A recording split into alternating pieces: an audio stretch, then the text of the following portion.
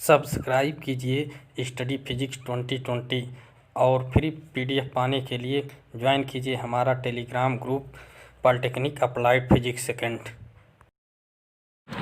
वृत्ताकार धारावाही लूप की अक्ष पर चुंबकीय क्षेत्र, magnetic field at the axis of circular current carrying conductor, current carrying loop, यहाँ कंडक्टर नहीं बोलेंगे, लूप बोलेंगे, ठीक है। देखिए इसके पहले वाला एक वीडियो हमारा है जिसका लिंक हम डिस्क्रिप्शन में दे देंगे, आपको पहले वो वीडियो देखना पड़ेगा। उसमें क्या था, उसमें ये था कि किसी वृत्ताकार धारावाही लूप के केंद्र पर चुंबकीय क्षेत्र की तीव्रता निकालना था या चुंबकीय क्षेत्र निकालना था, यानी हम कहेंगे कि उसमें जो था मैग्नेटिक फील्ड, इस देखिए ये एक सर्कुलर करंट कैरिंग लूप है, इसके केंद्र ओ पर मैग्नेटिक फील्ड, मान लीजिए ये केंद्र है, ये ओ है इसका केंद्र, तो इसके केंद्र ओ पर हम लोग मैग्नेटिक फील्ड निकाले थे, लेकिन इसमें हम इसके अक्ष पर निकालेंगे। तो सबसे पहले आपको वो वीडियो देखना पड़ेगा जिसमें हम लोग इसके केंद्र पर चुंबकीय क्षेत्र निकाले थे। नहीं देखेंगे तो भी समझ में आएगा, लेकिन बेहतर समझने के लिए ज़रूरी है कि उसको देखिए। तो उस वीडियो का लिंक इस डिस्क्रिप्शन में मिल जाएगा। आइए देखिए, हमको अब इस केंद्र पर नहीं निकालना बल्कि इसके अक्ष पर, ये देखिए ये इसका अक्ष हो गया, ये पेन इसका अक्ष हो गया, इसके अक्ष पर कहीं कोई बिंदु ले लेते हैं और इस बिंदु पर हमें, इसके अक्ष पर कोई बिंदु ले लिए, बिंदु P ले लेते हैं और उस पर हमें चुंबकीय क्षेत्र निकालना है। तो आइए हम वो अक्ष बनाते हैं। इसमें तो ऐसे 3D फिगर बनेगा। तो मान लीजिए कि यहाँ पर कोई अक्ष इसका बना दिए, ये देखिए ये इसका अक्ष हो गया, ठीक है। जैसा कि उसमें हम लोग पहले वाली वीडियो में हम लोग क्या किए थे कि यहाँ पर एक स्मॉल पार्ट लिए थे, एक छोटा सा खंड लिए थे DL, ठीक है। इस पार्ट DL जो है इसको ऐसे मिला लिए, ये इस DL खंड के कारण यहाँ पर उसमें क्या किए थे, इस बिंदु पर चुंबकीय क्षेत्र निकाले थे, किस पर, O पर। लेकिन अब यही पार्ट DL के कारण अब हम यहाँ पर एक बिंदु ले लेते हैं, इस बिंदु का नाम P लिख देते हैं।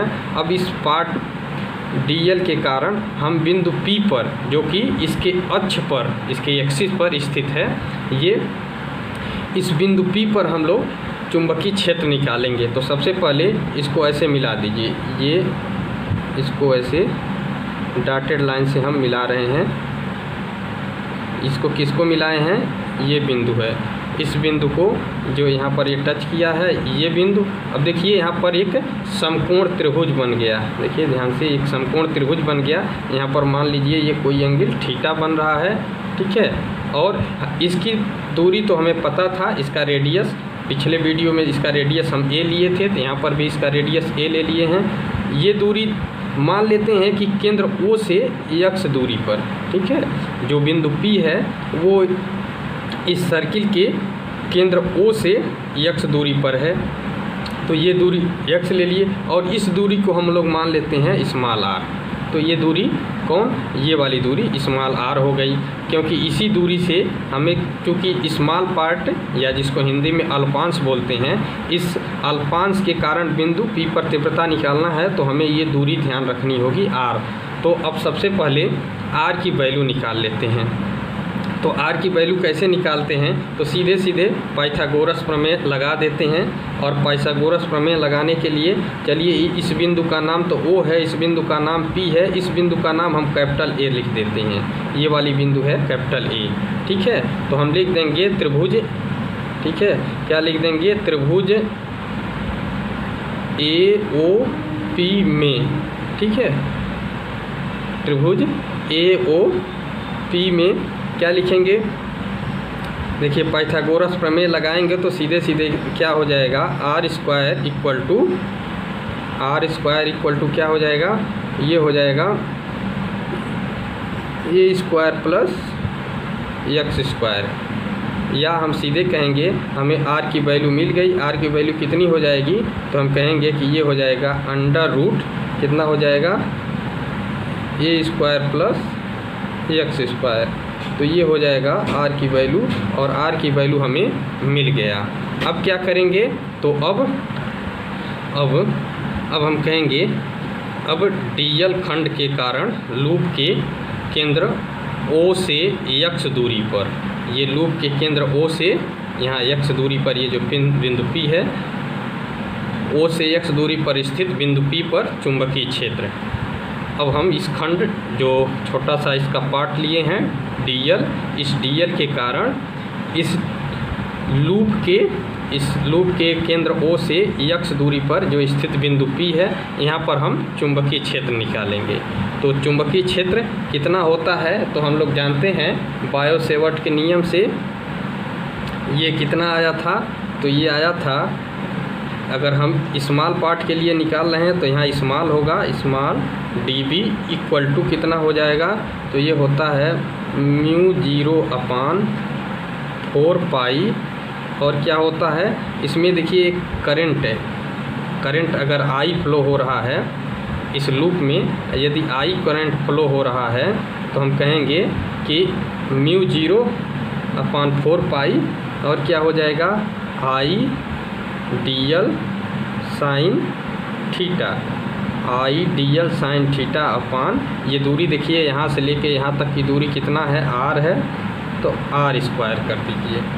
ठीक है, अब देखिए इसमें एक टर्म आ गया साइन थीटा।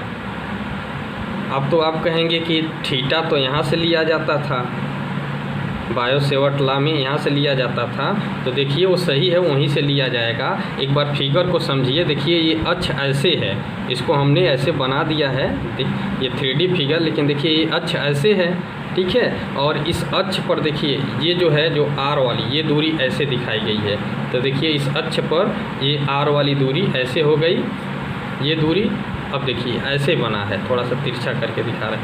अब देखिए यहाँ से एक समांतर ये हम मानते हैं, तो लंबाई तो ये है ना, देखिए ये वाली पेन जो है लंबाई दिखा रही, तो अब देखिए ये वाला कोण जो हमारी ये उंगली दिखा रहा है, ये वाला कोण और ये वाला कोण दोनों एकांतर के कोण होंगे। अगर ये थीटा है तो ये भी थीटा होगा, ये वाला कोण, ठीक है। तो इसीलिए इसको हम थीटा अगर ये है तो यहाँ पर भी साइन थीटा यहाँ पर भी रखेंगे, और वही वैल्यू जो साइन थीटा का वैल्यू आएगा इस कोण से भी हम निकाल करके रख देंगे। तो देखिए हम यहाँ साइन थीटा की वैल्यू यहाँ बगल में निकाल दे रहे हैं, तो देखिए साइन थीटा की वैल्यू कितना होगी, यहाँ से आप सीधे सीधे लिख सकते हैं साइन थीटा की वैल्यू कितना होता है इस कोण में, देखिए लंब बट्टा कर्ण, तो लंब कितना है a है और कर्ण कितना है a/r, कर्ण r है, ठीक है। तो साइन थीटा की वैल्यू मिल गई, तो वैल्यू इसमें रख दीजिए। तो आइए देखते हैं वैल्यू रखते हैं तो क्या मिलेगा।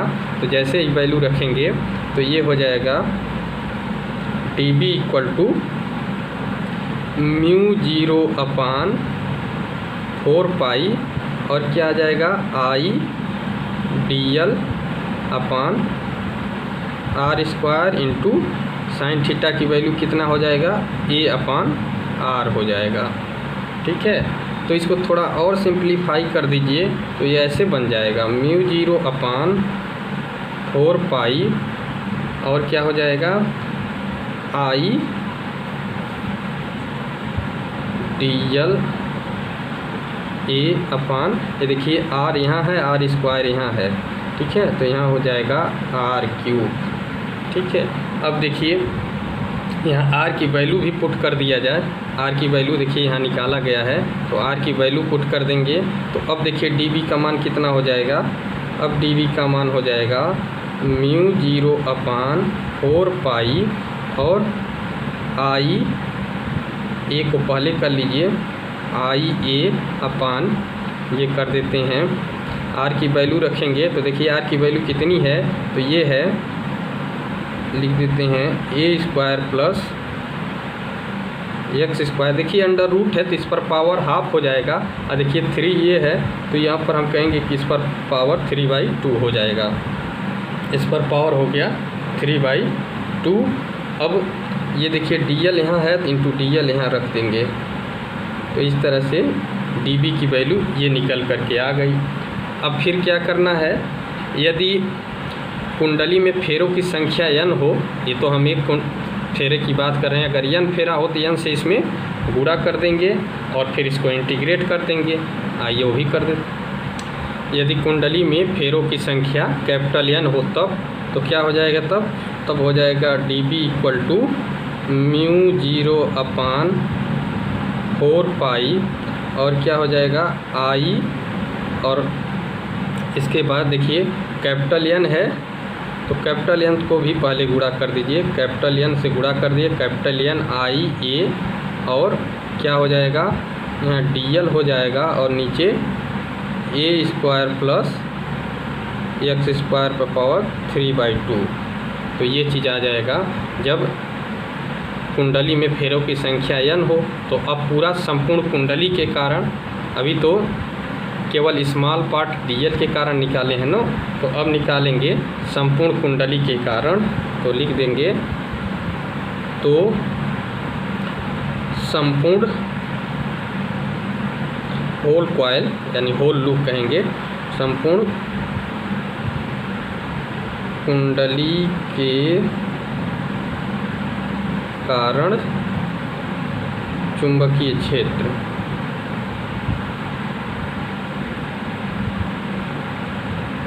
तो संपूर्ण कुंडली के कारण चुंबकीय क्षेत्र निकालना है। तो इसके लिए क्या करेंगे कि ये इसको इंटीग्रेट कर देंगे। तो इंटीग्रेट करिए ये dB और इधर इंटीग्रेट करिए तो पूरा होल ये μ0/4 पाई N I A और क्या है a² plus x² whole to the power 3/2 into DL। देखिए इसमें जो कांस्टेंट है उसको बाहर कर दीजिए। तो जब कांस्टेंट को बाहर करेंगे देखिए क्या क्या बाहर हो गया। तो इसमें μ0/4 पाई और क्या बाहर हो रहा है, तो देखिए और n भी कांस्टेंट है, फेरों की संख्या है, करंट कांस्टेंट फ्लो हो रहा a, उसका रेडियस ए भी कांस्टेंट रहेगा। नीचे x दूरी पर ही लिए हैं तो वो भी कांस्टेंट मानेंगे। तो इस तरह से a² plus x² whole to the power 3/2 और केवल DL वेरी करेगा तो यहाँ पर हम इंटू DL कर दिए। और DL क्या है, स्मॉल पार्ट ऑफ लूप, तो पूरा करेंगे तो इंटीग्रेशन तो पूरा सरकमफ्रेंस आ जाएगा, होल सरकमफ्रेंस। तो इसको भी कर देते हैं, DL करेंगे तो क्या आ जाएगा, ये आ जाएगा 2 पाई a आ जाएगा, a त्रिज्या है। तो इस तरह से हम कहेंगे इसका इंटीग्रेशन करेंगे तो कितना आएगा, ये b आ गया और इसका b आ गया। इसका कितना आया, तो इसका देखिए μ0/4 pi capital N I A अपान a² plus x² whole to the power 3/2 into इसका कितना आ जाएगा, तो ये आ जाएगा 2 पाई a। ठीक है, यहाँ से 2 पाई a आ गया। तो अब चाहे तो देखिए कुछ कट सकता है, देखिए यहाँ से पाई कट जाएगा और ये 2 से ये भी 2 कट जाएगा। ठीक है, तो इस तरह से हम कहेंगे कि हमारा जो b का वैल्यू आ जाएगा, ये b का जो वैल्यू आएगा वो कितना आएगा, तो सॉल्व कर दीजिए। तो ये आ गया हमारा फाइनली μ0 N I A। अच्छा देखिए एक ये है एक ये है, तो दोनों a² हो जाएगा, μ/a² और अपान क्या आ जाएगा, इसमें 2 बचा है तो कहेंगे 2 और क्या आएगा 2 और ये a² प्लस x² 3/2। थोड़ा ज़्यादा इसी पर लिख दिए, चलिए अभी स्पष्ट दिख रहा है। तो ये हो गया आपका, ये कितना आ गया μ0 N I a² upon 2 a² plus x² whole to the power 3/2। तो ये आपका आ गया धारावाही वृत्ताकार धारावाही लूप की अक्ष पर चुंबकीय क्षेत्र। तो वीडियो कैसा लगा ज़रूर बताइए, कमेंट करिए, लाइक कीजिए, शेयर कीजिए। धन्यवाद।